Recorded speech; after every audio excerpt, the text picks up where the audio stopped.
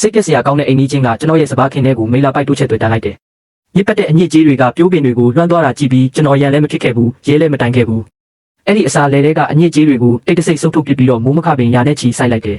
။လူတွေကကျွန်တော်ကိုဦးဦးထုံထုံနဲ့အနိုင်ကျင့်ခံရတယ်ဆိုပြီးလှောင်ကြပေမဲ့ကျွန်တော်ခြေတော်အောက်ကဒီတစ်တော်တစ်လေးဟာတိတ်တဆိတ်အမြင့်တွေနေပြီဆိုတာသူတို့မသိကြဘူး။အဲ့ဒီအမြင့်တွေကဘေးအိမ်ရဲ့အုံမြစ်စီကိုဥတည်နေတာပါ။မနေ့စောစောကျွန်တော်ပုံမှန်တိုင်းပဲလဲတဲ့ဆင်းခဲ့တယ်။ဒါပေမဲ့ရုတ်တရက်ဆိုသလိုခြေမျက်စိနားမှာထူးဆန်းတဲ့အနှွေးတစ်ခုလာထိတွေ့တယ်။ချက်ချင်းဆိုသလိုပဲပြုတ်အန်ချင်စရာကောင်းတဲ့အနက်ဆိုးကြီးကနှာခေါင်းနဲ့အတင်းတိုးဝင်လာတာဗိုက်ထဲကအစာတွေတောင်ပြန်ထွက်လာမတတ်ပဲ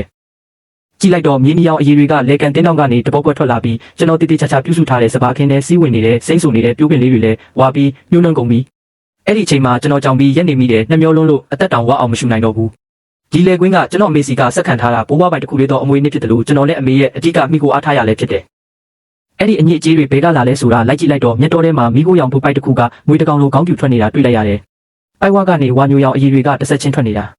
အဲ့ဒီပိုက်ရဲ့တစ်ဖက်အစကတော့အိမ်ကြီးချင်းဝမ်ဖူကွေးရဲ့အတစ်ဆက်ဆက်ဆောက်ထားတဲ့ဘီလာအင်ကြီးစီကဖြစ်နေတယ်ဒေါသတွေကတဟုံဟုံတောက်လောင်လာပြီးတကူလုံးတုံရင်လာတယ်ဝမ်ဖူကွေးရဲ့မောက်မာတဲ့မျက်နှာကြီးကိုမြင်အောင်လာမိတယ်သူကရွာသားတွေပေါ်အမြဲတမ်းဩစာပေးပြီးလူတွေကိုခြေပေါ်အောက်ကဖုံမုံလိုသဘောထားတဲ့သူအိမ်ဆောက်တုံးကလည်းမြေပေါ်ရဖို့ကျွန်တော်လည်းကန်တင်းကိုအတင်းတိုးပြီးကက်ဆောက်ခဲ့သေးတာတစ်ခုပြီးတစ်ခုတွေးမိလေဒေါသဖြစ်လေပဲတကယ်ဆိုအခုချက်ချင်းပြေးသွားပြီးပေါက်ပြားနဲ့သူ့အိမ်တကားကိုရိုက်ခွဲပစ်လိုက်ခြင်းနဲ့သူ့ကော်လာကိုဆွဲပြီးသူ့နှလုံးသားကလည်းဒီမိလာရီလိုညစ်ပတ်နေတာလား